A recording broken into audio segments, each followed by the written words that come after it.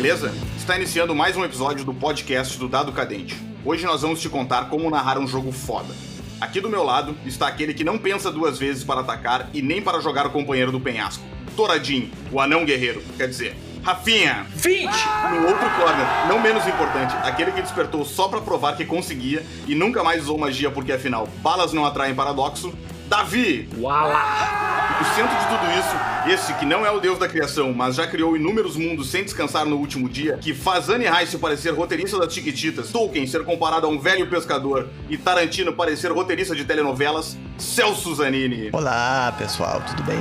Vamos a mais uma aventura. E aqui, a luz que guiará vocês nessa breve jornada, aquele que tem na voz um misto de Clodovil com Sidney Magal, o rei dos... mas se corta tudo na edição, eu, o ilustríssimo Thiago Sibert. E como diz nosso outrora anfitrião, que rolem os dados.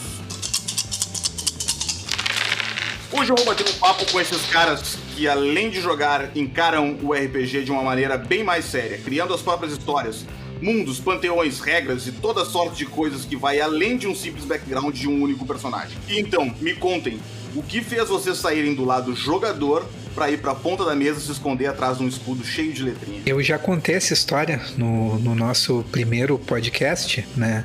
Que na verdade eu comecei a jogar RPG porque o meu primo ficou sem narrador. Então ele pensou, eu vou ensinar o meu priminho, o Rafinha, a jogar RPG e aí ele vai virar o meu narrador. Então foi assim, na verdade a minha história como RPG, eu joguei uma sessão e depois eu comecei a narrar. Então basicamente eu comecei mais como narrador do que como jogador. O meu começo no RPG foi sendo um narrador. Cara, eu, como já disse também, comecei jogando o Dragon Quest e ninguém mais jogava essa porra. E quem eu infernizava pra jogar não queria saber como é que é narrar, não sei o que e tal. Então eu tinha que fazer a parte do mestre, né? Então eu torturava as pessoas, chamando elas pra jogar aquela troço complicado, que eu mal sabia as regras, ficava inventando tudo na hora. E na verdade virava um joguinho de tabuleiro ali, né? Mas antes de mais nada, Tarantino, novela é foda, né, cara? Tu exagerou nessa, porra, cara. Eu se fuder, né? É que assim, né? O Celso fez faculdade pra narrar, né, cara? Na verdade, o Celso... Quem faz uma graduação pra ser narrador merece respeito. Tá, mas e Celso, o que te tirou do nosso lado de jogador pro lado de narrador? E aí, pessoal, beleza? Olha só, bom, eu acho que, sei lá, pra mim, quando começou o RPG, começou a vida de narrador. Eu comecei a jogar RPG, eu tinha jogado algumas vezes Hero Quest também, mas eu não entendia que aquilo ali tinha outras consequências. Depois fui pros livros-jogos, como jogador, né? Narrador ao mesmo tempo. E aí jogando solo. E quando eu fui finalmente conhecer o RPG, eu acho que eu joguei umas 2 ou 3 vezes como jogador e já me tornei narrador. Joguei por um tempo sendo narrador e jogador em aventuras separadas, mas depois que o outro narrador que narrava pra mim quando eu jogava parou de narrar, praticamente só narrei daí em diante. Teve uma fase em que eu e o Davi dividíamos uma aventura, jogávamos uma temporada ele narrava, outra temporada eu narrava. Mas aquela dinâmica foi uma dinâmica única, assim, na minha história do RPG. Eu já jogo há muito tempo. E era um jogo que se passava nos anos 30, que a gente jogava no cenário com Cthulhu, não era o Call of Cthulhu, a gente meio que inventou umas regras, assim. Não, a gente usou vários sistemas, a gente passou por várias fases diferentes do sistema. O sistema foi trocando bastante naquela época. Sim, é verdade, mas a gente iniciou jogando no sistema do Mundo das Trevas. Acho que sim. Que foi o que a gente mais jogou. É. E aí a gente fez essa dobradinha aí. Foi uma experiência bem legal, assim, porque nós dois éramos quem mais mestrava no grupo, né? É engraçado, né? A gente já vê quem é quem só pelo jeito que fala. Tem gente que mestra e tem gente que narra, né? Quem narra é meio metido. Quem mestra é o cara mais de boa e legal, tipo eu. Que não tem como não ser metido, cara, né? Eu acho que é tudo a mesma coisa. Eu tô nessa posição aqui de âncora porque a minha experiência como narrador foi muito pífia nesses anos todos. Pífia é foda. E isso é história pra outro programa. que é um programa que poderemos chamar o Keone pra participar, que era uma aventura que eu e o Keone narrávamos juntos, em conjunto. Mas, cara, pra ser bem sincero, assim, ó, do meu ponto de vista, cara, eu só fui jogador até hoje como experiência para entender a mente do jogador, entendeu? E entender como fazer melhores aventuras como narrador, porque para mim o barato sempre foi narrar. Eu curto narrar, é o que eu gosto de fazer. Jogar eu não gosto. Tanto que agora eu admiti isso e simplesmente não jogo mais. É um mestre de carreira. É. Na verdade, o true narrador no nosso grupo é o Celso. Eu não conseguiria fazer esse papel. Eu gosto de jogar, eu gosto de criar personagens, eu principalmente de estar no papel do personagem heróico, mas eu também interpreto outros tipos de personagem quando a campanha demanda. Falando em personagem heróico, isso me lembra um jogo que o Celso tinha, que era uma merda de um jogo do Senhor dos Anéis, de bonequinho, que tinha um movimento que era o rodada heróica, ou jogada heróica, que impedia o meu personagem de fazer qualquer movimento no jogo. Então tudo que acontecia naquele jogo era uma rodada heróica do Rafinha. Apareceu rodada heróica. E eu não conseguia fazer nada. Provavelmente a gente não leu o suficiente as regras e tava jogando errado. Claro, tu tava mais preocupado em pintar os bonequinhos do que ler as regras. Não foi isso. É que assim, o Thiago comprou... Tu tinha pontos ali pra comprar o teu personagem. Eu peguei todos os meus pontos e comprei um Aragorn. E o Thiago comprou um exército todo de orcs. Que não faziam nada. Porque a tua rodada heróica que impedia. O Aragorn, ele tinha uma rodada heróica depois da rodada do Celso, que tava jogando com um Gimli e um Legolas. Legal. A gente matou todos os orcs, que é o que o Gimli, o Legolas e o Aragorn fazem, né, cara? Eles matam todos os orcs. É isso. Então o nome do jogo poderia ser O Cara que Escolhe os Orcs Não Se Diverte. Poderia ser assim.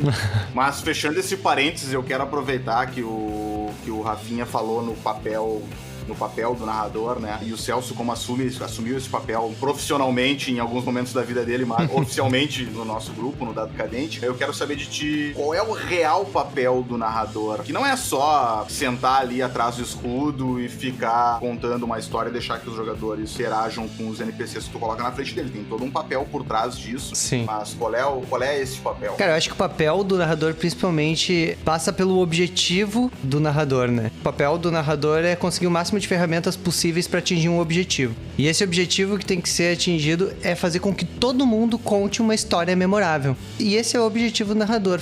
Ajudar, auxiliar para que o grupo seja coeso para contar uma história memorável. Uma história que vai ficar no sentimento e na memória daqueles jogadores pelo máximo de tempo possível. Para mim, esse é o objetivo. E então o papel do narrador é cercar do máximo de ferramentas possíveis que ele possa, dentro da expertise dele, dentro das coisas que ele desenvolve, para fazer isso acontecer. Legal. Mas isso não é uma coisa que tu já nasceu sabendo. E não é uma coisa que surgiu assim nas tuas primeiras campanhas. Até porque eu já joguei jogos antigos desde os primórdios, assim. E nem sempre o foco era a história geral. Eu noto que houve um crescimento, assim, na maneira de contar a história e no quão orgânica e coesa essa história tem que ser e quão importantes são os jogadores dentro dessa história. Quando é que tu se tocou, assim, que esses jogadores, eles realmente fazem parte dessa história e eu tenho que contar a história junto com eles? Cara, eu acho que sempre teve isso, mas o papel do jogador foi aumentando. Sempre teve... A proposta, eu acho que ela nunca mudou desde o início. Sabe? A minha ideia do que é um bom jogo narrado e tal, e como eu percebo bons e maus jogadores. Mas eu acho que um dos papéis essenciais do narrador também é ser mediador entre as coisas. E nessa mediação entre essas forças, talvez no início lá, porque éramos adolescentes e cada qual tinha... acho que era mais focado na sua própria individualidade.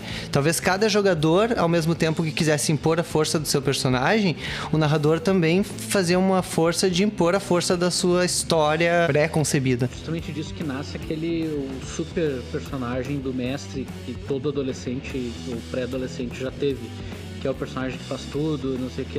É quando tu ainda encara o jogo como se fosse um uma fogueira das vaidades ali, né? Todo mundo tentando ser melhor que todo mundo, o personagem tem que ser fodão, e o mestre, quando é mais iniciante, ele entra nessa também. Então ele vai lá e cria um personagem foda, que sempre salva todo mundo, cria situações que os personagens geralmente não conseguem sair sozinhos, ele inventa um personagem que vai salvar eles e vai acabar com o problema de forma mágica, vai resolver toda a situação, vai matar o monstro, porque o mestre mais inexperiente ainda encara o jogo e os personagens como um jogador que quer ter o seu personagem ali brilhando e tal, que é muito da inexperiência. Eu acho que quando o Celso tá falando, quando tu aprende um pouco mais, assim, é justamente tu passa a contar a história junto com os jogadores. Isso que o Davi falou é muito importante, porque é uma das primeiras dicas para narradores. Tu não pode ser o herói da tua história. Tu tem que deixar que os personagens dos jogadores sejam os heróis e os protagonistas da história. Se tu criar uma história sobre o teu personagem, sobre o teu herói, os personagens dos jogadores vão ser coadjuvantes, e os personagens, os PJs, eles têm que ser os personagens principais. A tua história, como o Celso falou, né, tu tem que estar ali com as ferramentas para que essa história funcione e para que os jogadores funcionem. É claro que existem muitas questões que são importantes nisso daí. Se tu vai ter os jogadores corretos, claro que tu não precisa ser um gênio para jogar RPG, qualquer um pode jogar RPG, mas é importante pro narrador ele não ser o personagem principal da história dele. Eu acho que na condição de jogador, assim, eu acho desinteressante se tu tem um jogo onde tu não se sente um protagonista, né? Então é importante o jogador se sentir o protagonista da sua história ou da história que o mestre está contando, né? Junto com os outros personagens. Claro que não dá para dar protagonismo. Tu pode fazer com que todo mundo se sinta protagonismo sem dar protagonismo a um personagem específico, né? Dando a devida importância a tudo mais. Cara, isso o Celso faz muito bem. Cara, tem uma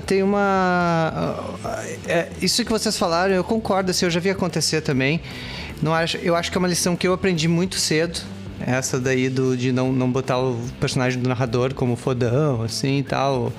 Nem tanto NPC quanto o personagem jogador. Aliás, às vezes um NPC, um bom vilão, ele tem que parecer meio inatingível, assim. Ele não pode ser, mas ele tem que parecer algumas vezes um pouco inatingível.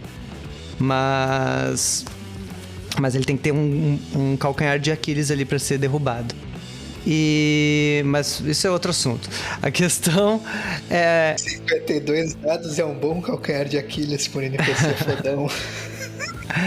Mas o que eu quero dizer é o seguinte: essa questão do personagem do narrador é só uma das formas com que isso às vezes se apresenta, essa imposição do mestre, né, ou do narrador. Outra forma que é muito mais sutil e que acontece muitas vezes é o narrador criar a campanha pensando nos arcos da história, querendo definir quais são os arcos da história. E aí, por consequência, ele começa a empurrar os jogadores em direção àquele arco da história que ele acha que é o arco mais legal. E isso sim, isso foi uma coisa que eu, por muito tempo, tive que aprender a não definir esses arcos de história, a ter pontos estratégicos definidos mais de outras formas, mais em relação a temas, em relação a personagens. Comecei a criar um mundo mais orgânico, cujo o movimento ia ser dado iniciado por um evento externo muito isolado e específico, tipo, sei lá, o príncipe da cidade morreu, ou pelas ações históricas dos jogadores. E normalmente, simplesmente de um único ponto dentro de uma história bem construída, com a interação com os movimentos dos jogadores, já é o suficiente para pôr a campanha em andamento. E se tu tiver um tema na campanha, tu vai sempre conseguir convergir para aquele tema da campanha, que é outra coisa que eu acho muito importante para uma campanha bem construída. Isso aí tu traz assim já uma concepção de como se estrutura uma campanha, né? De como tu faz para estruturar ela, como tu planeja a história, a campanha ou a crônica, né? Depender da escola aí que tu segue. Eu penso particularmente assim que um mestre mais experiente, um mestre que tem uma experiência maior, uma vivência maior, ele consegue fazer, e para mim é muito mais importante tu tu ter um trabalho de imersão dos jogadores na narrativa que tu tá trazendo, do que um trabalho estruturante, de estruturar uma campanha bem amarrada e tal. Claro, isso tudo é importante, não estou dizendo que o resto é desimportante, mas no meu ver, a imersão dos jogadores é o papel principal do mestre. E o que eu quero dizer com imersão dos jogadores? Não estou falando aqui daquela famosa regra de ouro que tem em todos os livros de RPG, de que você pode dispensar as regras. Não é bem isso, mas eu acho que as regras têm que estar a serviço da história, porque elas vão promover uma imersão maior dos jogadores nessa história. É como se fosse uma realidade virtual ali, um óculos de realidade virtual para um videogame.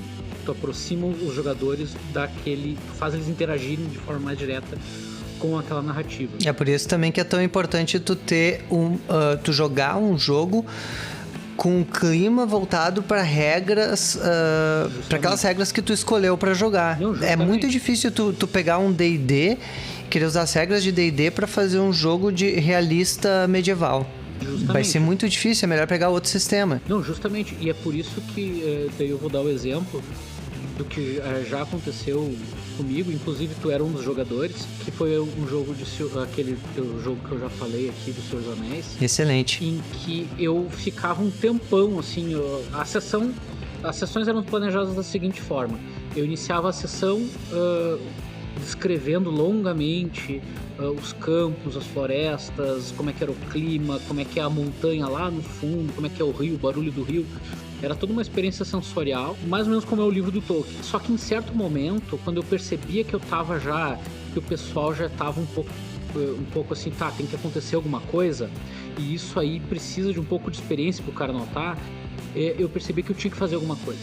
A maior parte dos mestres, quando acha que tem que fazer alguma coisa, ou ele realiza um encontro, ou ele realiza um combate, um encontro de combate ou um encontro de conversa. O que eu fiz? Eu transformei uma coisa que a gente pode considerar banal num evento. O pessoal tava lá, passeando nas trilhas, e aí o que eu pedi? Eu disse, vocês estão aí procurando rastros e tal, faz um teste.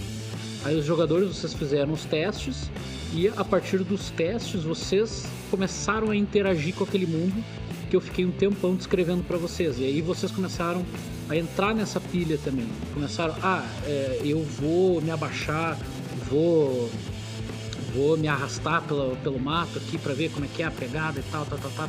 Então houve uma troca nesse momento. Acho que foi a única rolagem de dados daquela sessão, foi aquela ação de rastreamento às margens do rio, perto da floresta, para procurar rastros de orcs que haviam passado ali.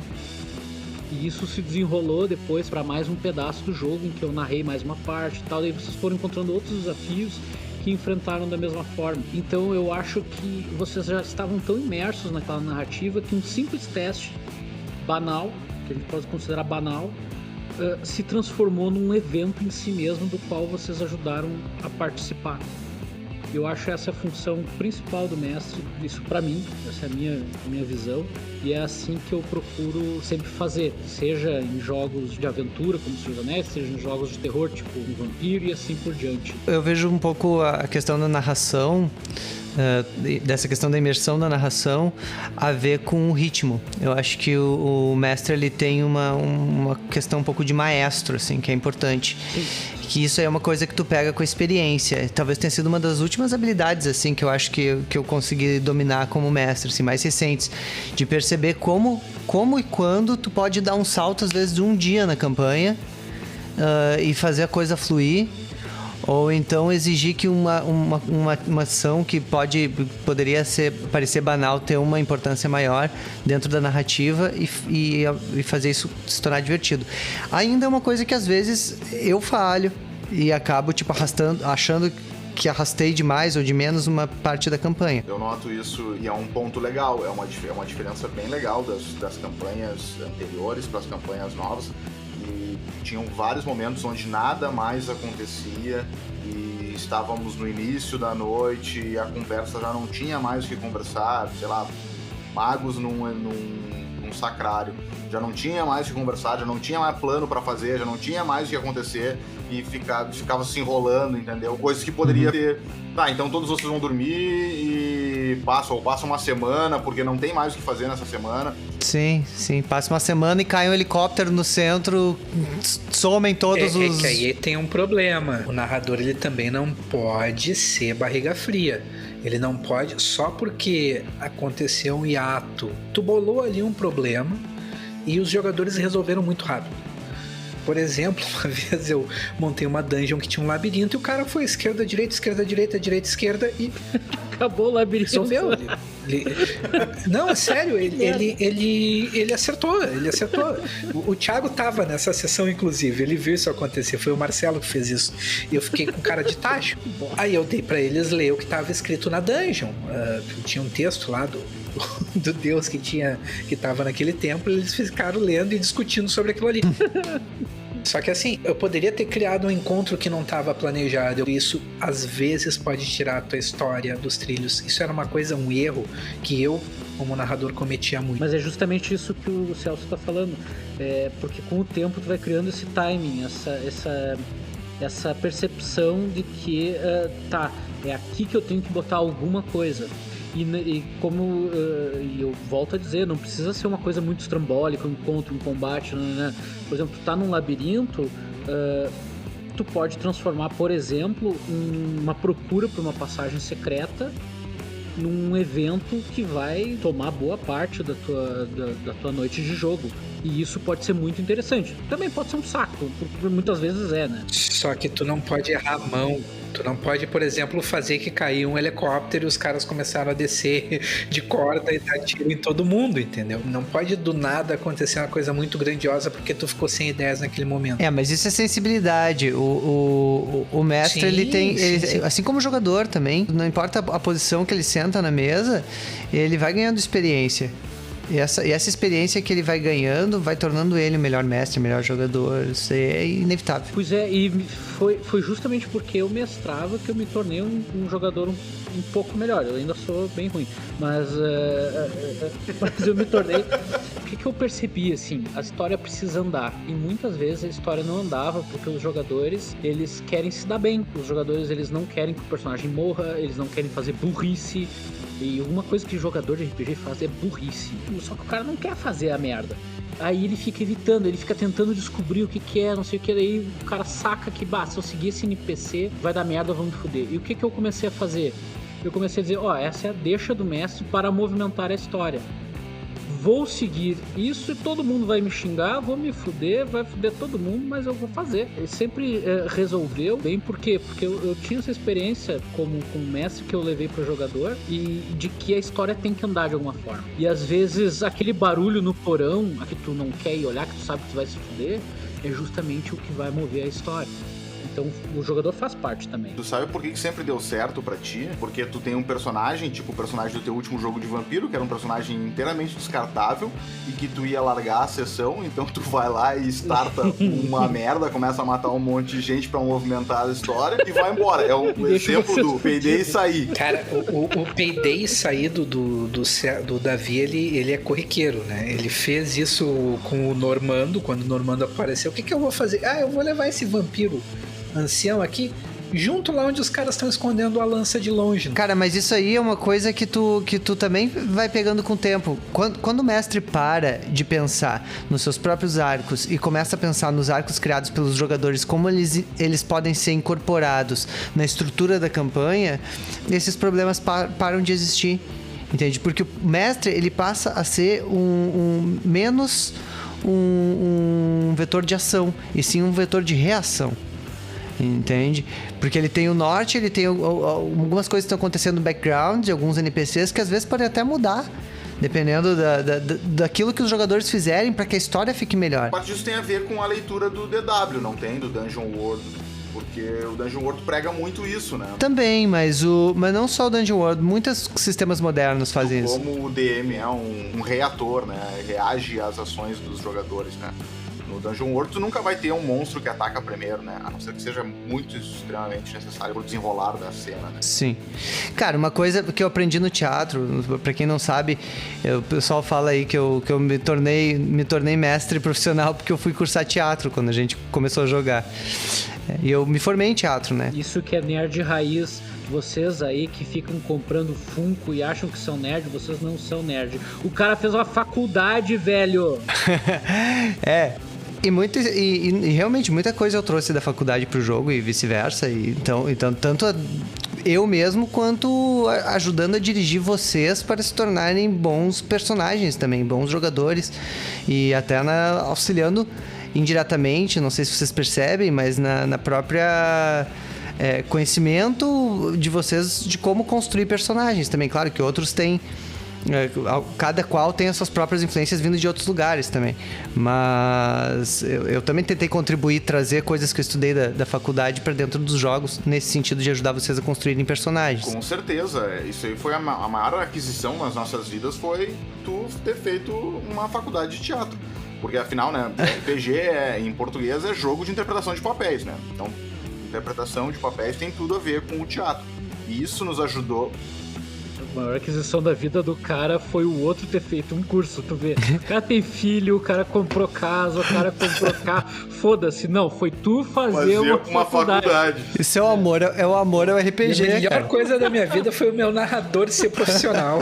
É a maior aquisição do nosso grupo, né, na verdade. Porque imagina nós estaríamos presos até hoje jogando D&D 3.5 ou jogando Vampiro à Máscara, procurando Caim, lendo romance idiota de vampiro que vira a ilha, de ilha que vira o vampiro. Não dá pra falar isso, não faz isso, Então, para. é que agora a ilha é não canônico não mais. Não queima as pontes antes da gente construir elas. Não, mas o ponto, gente, o ponto que eu queria falar a respeito das coisas da faculdade é que tinha um exercício que a gente fazia lá, e é uma máxima do teatro isso, que é o exercício de improvisação que se chama Sim e, que nada mais do que 2 atores vão pro palco e um começa a contar uma história e joga a bola pro outro.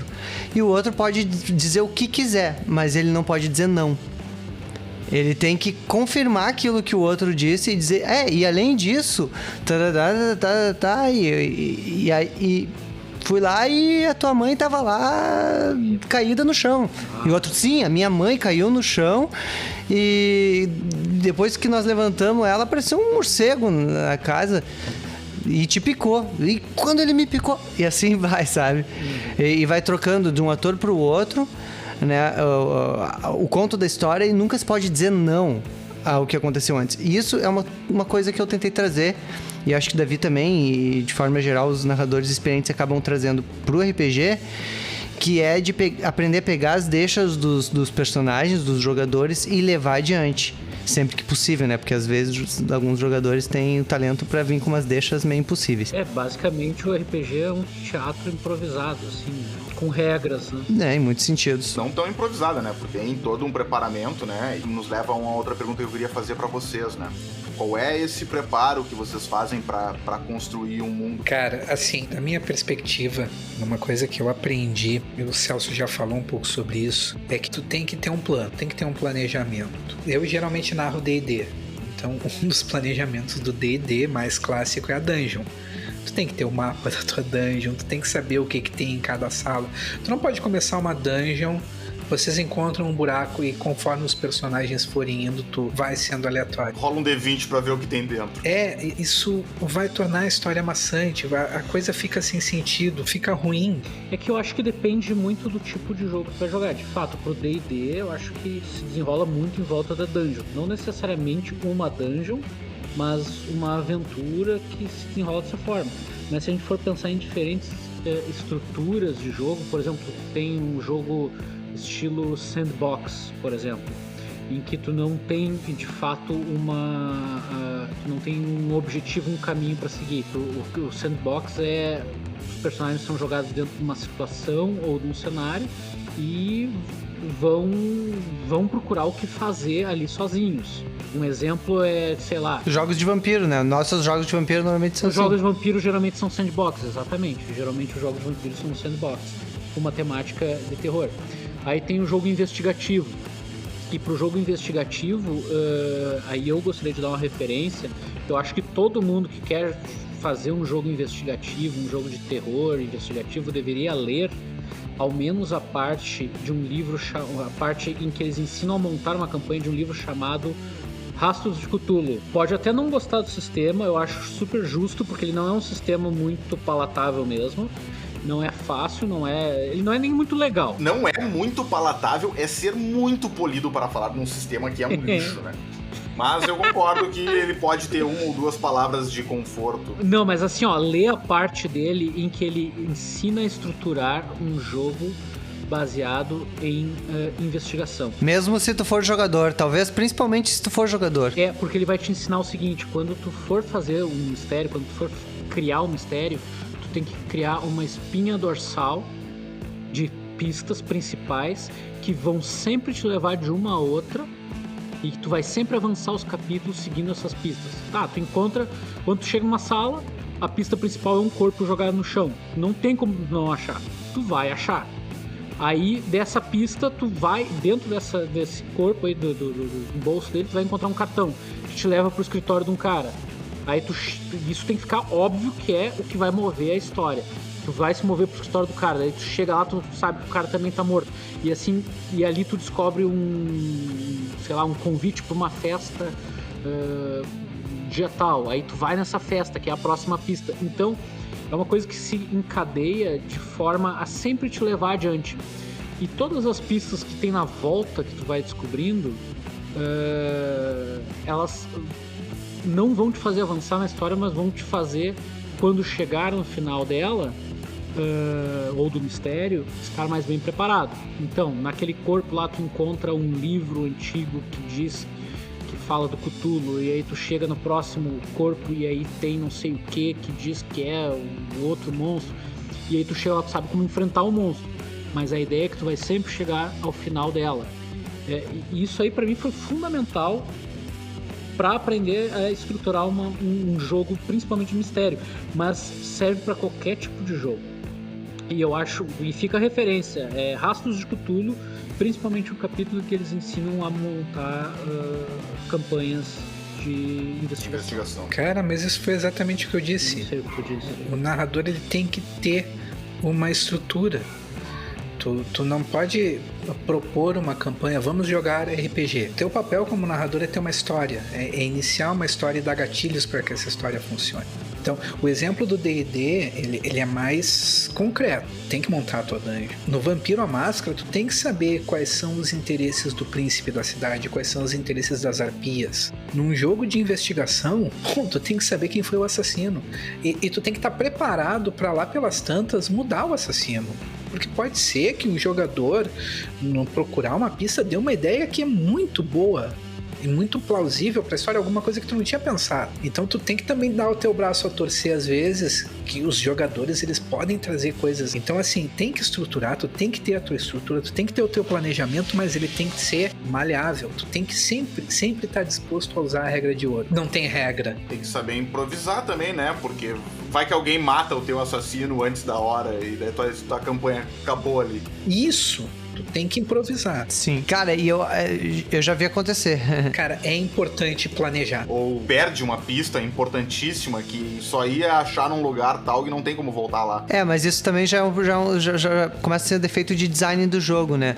Tem que pensar em design do jogo, ter alternativas, como que o Rafinha falou. Mas é que tu tem que ser flexível, né? Às vezes tu faz um negócio tão fechado, porque tu planeja tanto uma coisa que quando alguém pensa fora dessa caixa que tu criou, tu fica meio perdido. E esse era o meu mal, e foi aí que eu parei de narrar, porque eu queria prever tudo e antever tudo e planejar tudo. Sim. Tu fica maluco, né? A última campanha que eu narrei, o último jogo que eu narrei foi aquela mansão do velho Heinz, que eu criei todo um mapa de um negócio, 3, 4 andares, e sobe e desce, tinha um fantasma.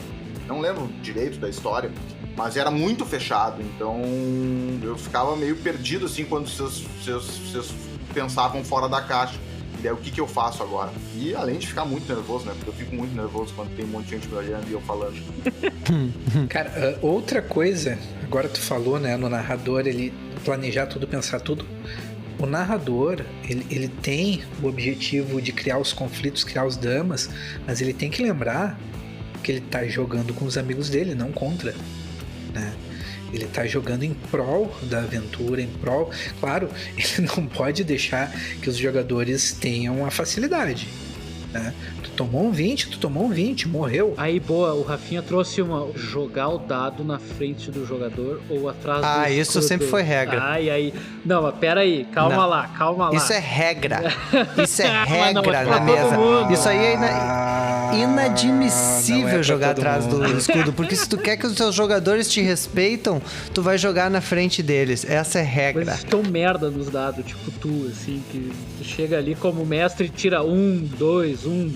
Cara, nunca foi o resultado de nada no RPG que fez ele ser legal ou não. Não é o resultado que determina se o jogo vai ser legal. O que determina a qualidade de um jogo de RPG é como a história se desenvolve. Independente se tu ganha, se tu perde, se tu morre, se tu vive, não importa.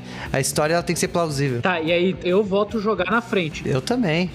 Não, eu acho interessante jogar na frente e eu acho que isso faz o jogo mais interessante e torna tudo mais claro.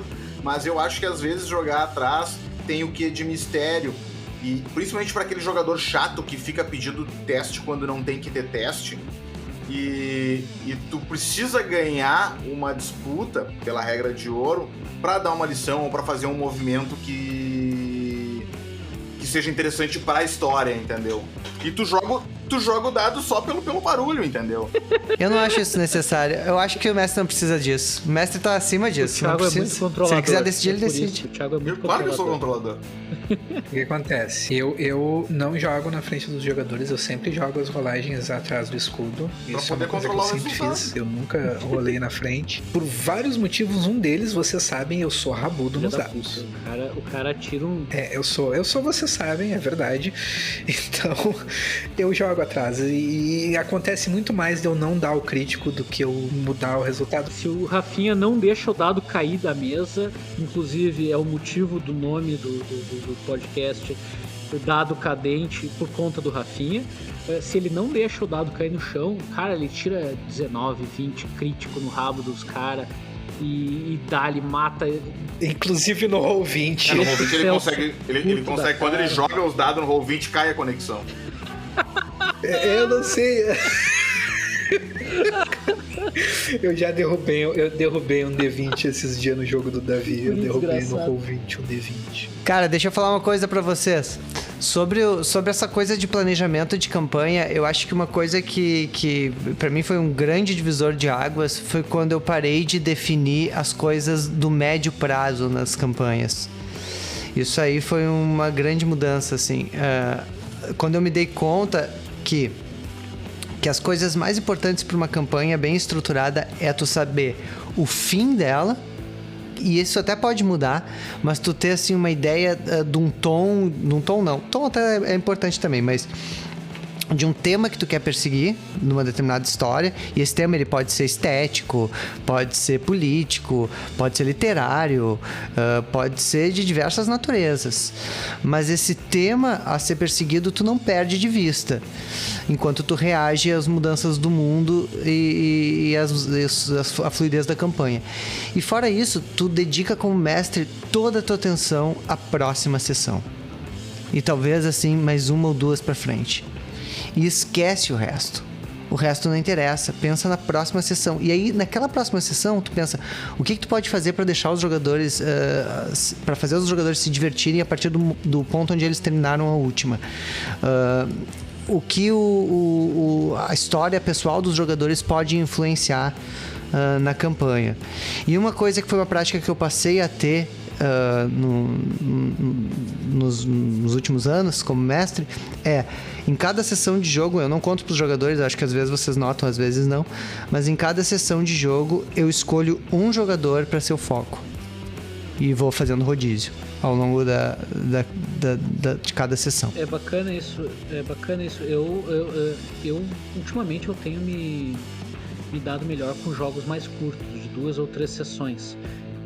justamente porque, enfim, eu não tenho mais tanto tempo como eu tinha antigamente para ficar pensando em jogo e tal. Hoje mesmo o meu dia foi um caos, mas eu me dou muito melhor planejando uma sessão fechada com começo, meio e fim. E é isso que eu tava falando nos tipos de estrutura de campanha. Tu tem ali o sandbox, tu tem a campanha de mistério, que é organizado com encadeamento de pistas e tal, mas tu também tem aquelas one shot, que justamente são jogos mais curtos, em que tudo se desenvolve dentro daquele espaço de tempo, de 1, 2, 3 sessões. Nem que tu faça jogos que se encerrem dentro de si próprios, dentro daquelas sessões, e que os personagens continuem em outras histórias, em outras sessões, como fosse uma campanha mais ou menos tipo Arquivo X. Sim, eu acho isso muito legal. Eu queria muito narrar isso, jogar isso. Todas as vezes que eu comecei com essa proposta, inclusive essa última campanha que a gente tá jogando nesse momento, eu perdi tipo assim, a história ela foi tomando um corpo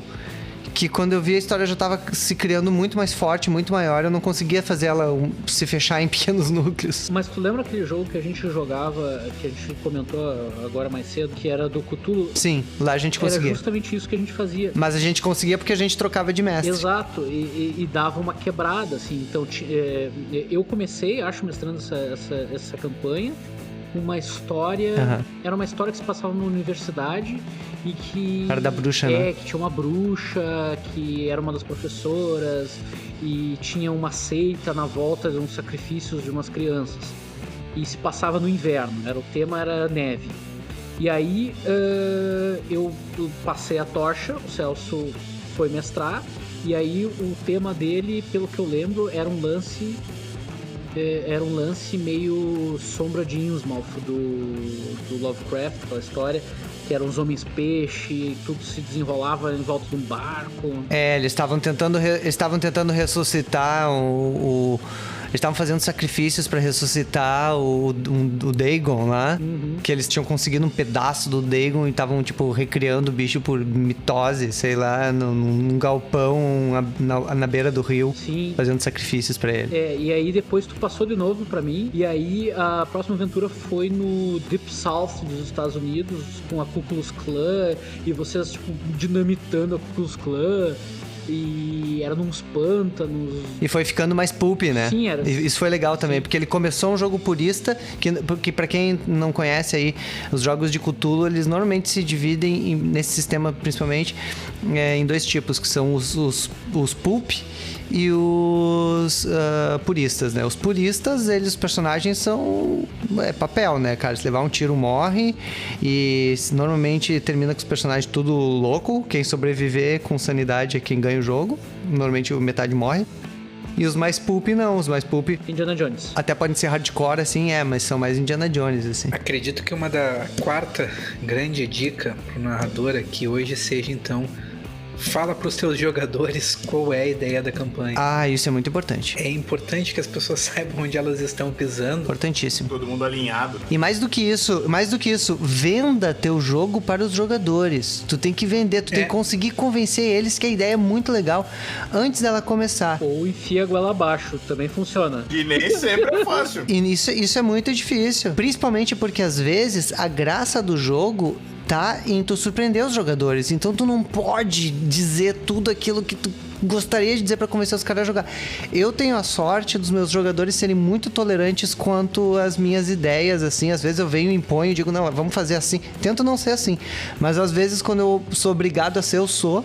E no fim acabamos tendo sucesso. É nada, é completamente monocrático. Não, tá todo mundo em cativeiro. O Celso, eu tento não ser assim, mas eu sou assim. Bota todo mundo de volta na quartinha escura. Agora a gente vai experimentar um sistema aqui que é esse aqui, vamos jogar. O que eu quero saber de vocês são ferramentas que vocês utilizam para construir a imersão do jogador. Não só as ferramentas narrativas, mas as ferramentas físicas que se utilizam. Muitos dos nossos jogos eram de terror, né? Então, falta de luz baixa, assim, e vela. Principalmente para um jogo medieval, né? Agora, um jogo mais... Eu lembro que a gente já tentou fazer outras composições quando a gente jogava Mago, que se passava em tempos atuais. O Vampiro a gente jogou muito medieval, então vela combinava horrores. Agora, quando a gente jogava Mago, por exemplo, que a gente tinha que era contemporâneo, né? Um mundo contemporâneo. A gente teve várias ideias legais nessa época. Eu lembro que a gente tentou jogar com TV ligada no chuvisco. Fizemos. E era legal, usamos. Lâmpada vermelha, muito a fuder. Mas além dessa coisa da iluminação, e vocês dois comentaram coisas muito importantes. Tem a iluminação, tem a música, que são duas coisas muito importantes. Mas tem um lance que é legal de fazer, que agora jogando virtual a gente não consegue, que são os handouts, né? E o Davi era um cara que fazia handouts muito legais. Handouts e prop-ups. Traduz, por favor. Então, handouts geralmente são artefatos de papel que tu produz. Por exemplo, uma carta, tu faz um mapa, e aí tu vai ali, tu envelhece o papel com café no forno, toda aquela coisa, né? Pra dar aquele aspecto de antigo. E eles geralmente representam algum material gráfico. É, alguma coisa chave, né? Da história, muito importante, normalmente. É, uma carta, uma pista, um cartão, alguma coisa assim. Que pode conter dinâmicas, inclusive no próprio né, handout pode ter uma dinâmica, como por exemplo, sei lá, uma carta que tu tem que recortar ela e virá-la ao contrário para as letras se encaixarem de outro jeito e dar outra mensagem, sabe? É, com certeza. Várias coisas que dá pra fazer desse gênero, assim. Eu me lembro que uma vez eu fiz um handout pra vocês que tinha uma parte da mensagem escrita com aquela tinta invisível de limão. Não sei se vocês lembram. A gente nunca descobriu. E aí no meio... Não, descobriram sim. Depois de... Não, eu duvido. A gente é muito burro, cara. Não descobre bosta nenhuma. Cara, eu toquei bola de fogo no papel, certo? Teve essa e teve uma outra também, que era uma carta que eu me dei o trabalho de escrever toda ela ao contrário. Eu lembro. Eu acho que eu tenho essa, cara. Eu tenho bastante material do Diniz Wolf, né, e do Mago aqui. Eu expliquei no episódio passado. E como a sede pra quem tá chegando agora, né? Uma sede dos jogos era na minha casa, e como a gente tinha jogadores que perdiam as fichas e perdiam o material ou esqueciam, a gente decretou que todo mundo ia deixar as coisas lá em casa. Então eu guardava. Então eu tenho as fichas de todos os jogos antigos, eu tenho as fichas e os manuscritos e os desenhos do Davi, do Keone. Tenho essas coisas esses handouts, então, que na época não tinha esse nome. Eram só coisas que o Celso imprime. E eu tenho guardado também. Puta, dava trabalho. E dava trabalho fazer. E eu lembro, eu vou até mandar uma foto depois pra vocês, vou ver se eu acho. Eu tenho que encontrar. Que daí são os prop-ups, né? Os prop-ups, eles são artefatos aí que tu faz, que são coisas que os jogadores podem encontrar. Tipo, tu tá andando num porão e encontra um vidro, um vidro cheio de álcool dentro com um feto humano deformado dentro. Aí tu vai ali e tu fabrica aquilo, foi o que eu fiz. Eu peguei um pote, enchi de água com café. Um feto. Peguei uma mulher, engravidei ela, abortei ela, peguei o feto, coloquei no pote, enchi de álcool. Essa coisa. A gente já sabe, aí. Não, ele não fez isso, ele pegou uma boneca. Não, eu não peguei uma boneca. Eu peguei papel alumínio, peguei Durepox e fiz uma bolinha com papel alumínio e fiz o boneco na volta, com um Durepox na volta desse bagulho. E aí virou, tipo, era um feto gordinho nojento, com tentáculos no lugar de cabeça. E eu peguei e roubei um pouco de cabelo da minha mãe, tava no ralo, coisa mais nojenta, e grudei no boneco. Então eu larguei e aquele cabelo asqueroso ficava boiando dentro do bagulho. Eu tinha isso, cara, acho que dei pro Gui. Sim, eu peguei de volta. Está comigo e está crescendo uma colônia de fungos horrorosa nele, mas está deixando muito legal. Devia ter feito com álcool mesmo e não com água. Não, foda-se. Então, esse é o prop-up. Ele serve pra colorir a tua narrativa, exatamente. É uma coisa muito legal de fazer. Procura, dá pra todo mundo, pode procurar na internet como fazer, ideias de como fazer, do que fazer, tanto de handout quanto de prop-up. Mas agora eu quero dar uma volta, uma acelerada e dar uma volta nessa nossa história, que é o seguinte: todo mundo sabe, aí o D&D, o cara vai chegar e vai dizer, o D&D tem que fazer os mapas pra entregar pro pessoal, tem que ter as imagenzinhas pra andar com as miniaturas em cima, se botar arvorezinha fica mais legal, todo mundo sabe. Aí o cara que vai jogar Cthulhu, o cara vai querer fazer todos os prop-up e handout que puder fazer pra colocar também. Tudo isso é válido, mas eu acho que isso tem um aprendizado que eu, apesar de ter a diversão de todas essas coisas, tem um aprendizado que eu tive com o tempo, que é o seguinte, que a coisa mais exclusiva, mais interessante, mais legal do RPG é a experiência mais básica dele, que é o de contar uma história de forma fluida. Com certeza. E eu tenho experimentado cada vez menos utilizar elementos de fora da própria imaginação dos personagens. Inclusive, na última aventura, eu recorri a uma coisa que já fazia anos que a gente não fazia, que era descrever os personagens sem pedir pra ninguém mostrar referência nenhuma de imagem desses personagens. A ideia era que vocês até procurassem imagens, se isso ajudasse vocês a criar na cabeça de vocês uma coesão, mas que não mostrassem pros outros. E que através da descrição esses personagens surgissem nesse imaginário. Então eu acho que essa é uma outra volta também. Às vezes, diminuindo para os elementos mais essenciais, a gente cria uma história melhor ainda. Claro, isso também tem a ver com estilo. Com certeza. É que tem gente que vai jogar tudo pro PropUp, tudo pro handout, vai jogar pras miniaturas e pros mapas, toda a responsabilidade do impacto que eles vão causar. Mas não é o caso. Tu tem que, para usar isso, tu tem que formular todo um clima na volta antes de usar essas coisas. Eu acho que são épocas também. Sim, claro, com certeza. Mas eu vou dar um exemplo concreto do que aconteceu comigo rapidamente. Eu tava mestrando um jogo de Cthulhu, em que eu usei esse prop-up nojento do feto no pote, e eu tava jogando com uma amiga, uns amigos, e ela tava jogando também. E ela tava completamente compenetrada no jogo. Foi o primeiro jogo que ela jogou na vida. E eu peguei e disse, tu vai descendo um porão e tal, e nesse porão escuro tu encontra uma prateleira. Nessa prateleira tu vê um monte de coisa cheia de poeira em cima.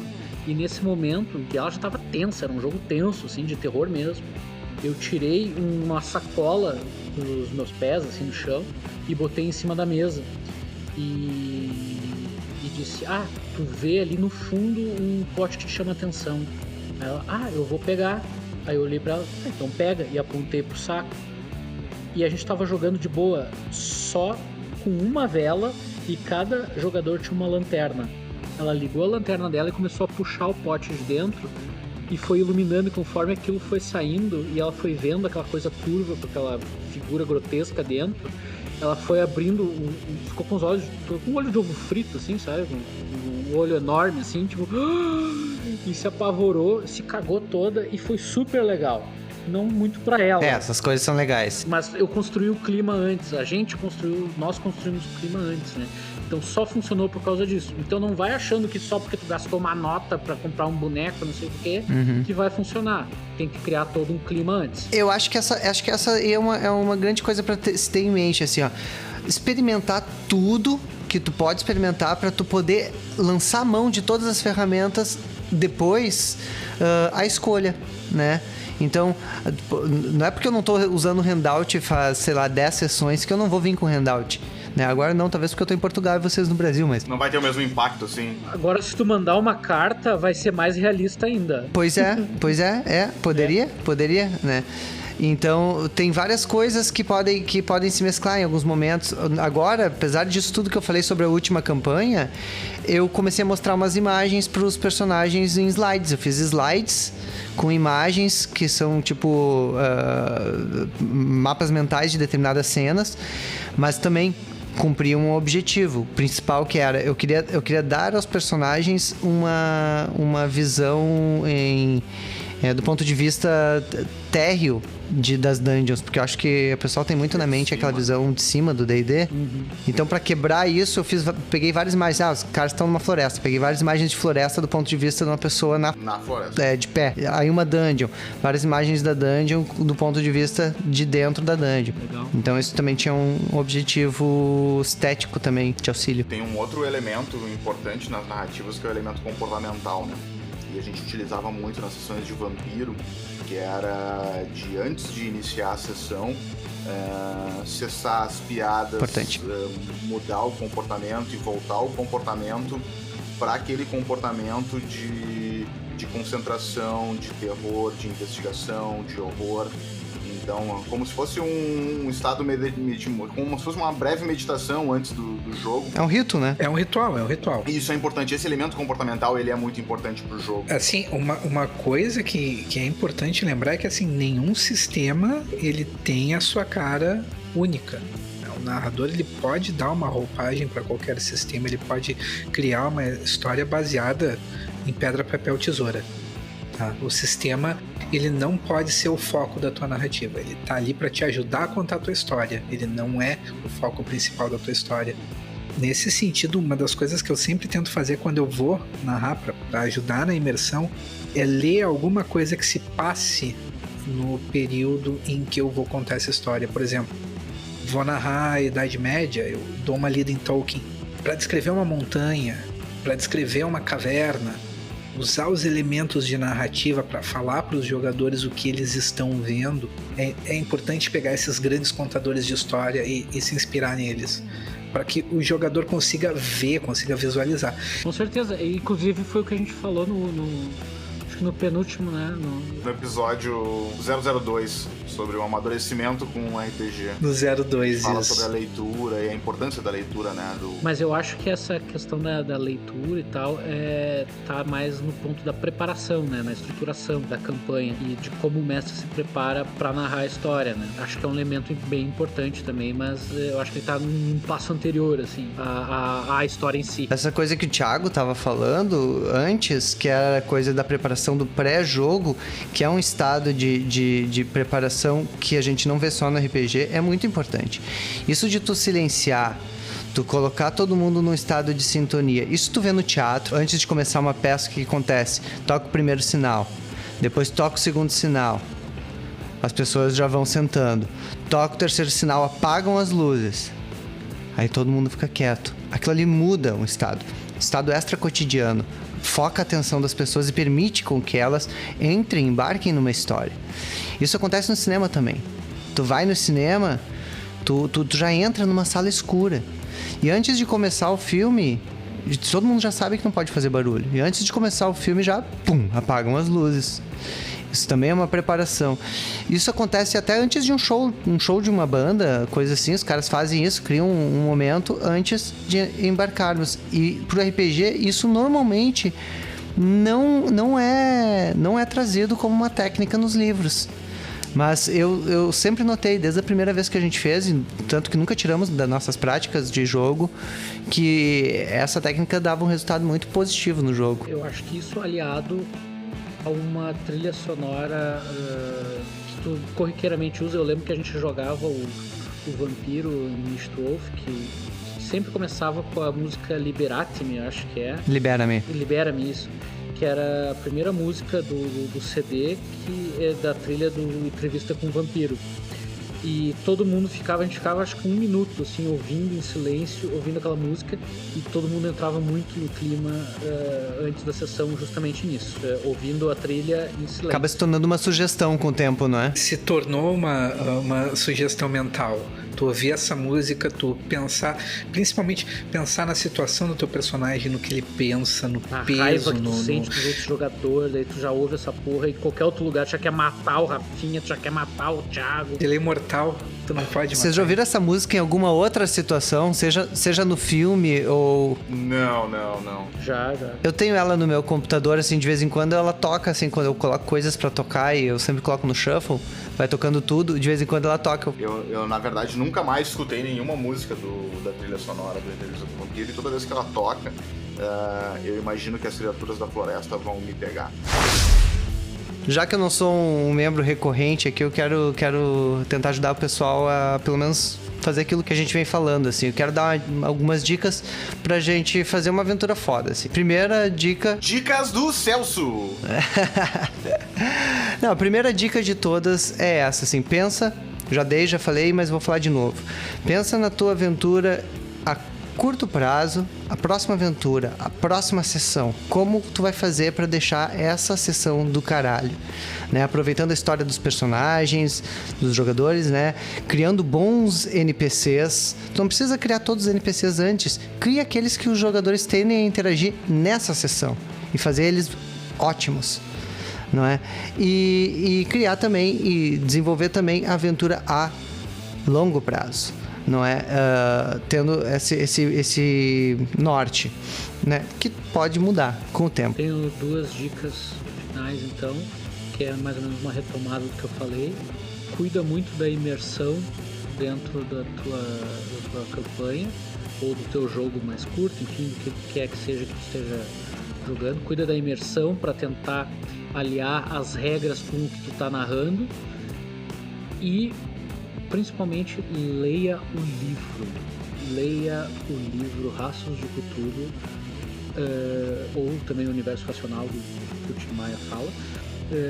Mas leia principalmente o capítulo que ensina a estruturar a campanha de investigação. Quero dar mais uma dica. E essa última dica, ela não é uma dica só para narradores e mestres e tal, mas também para jogadores. Conversem o grupo antes do jogo começar, durante o jogo, né? Não criem burocracias para conversar a respeito da história que está sendo contada, porque isso vai ajudar a fazer com que a história seja mais legal para todo mundo. Excelente dica. Hoje nós recebemos aqui Celso Zanini, mestre por profissão, narrador por opção e português por fujão. Então, fugir a tempo. Vamos encerrando por aqui. Vamos deixar vocês descansar. Obrigado por nos ouvir. Vocês podem encontrar os outros episódios em qualquer uma das maiores plataformas de streaming de podcast aí. E algumas das menores também. E das menores também. Tem várias. Eu acho que nós estamos em todas. Se não estamos em todas, estaremos em breve. Feito, valeu. Falou, pessoal. Até a próxima. Valeu, falou.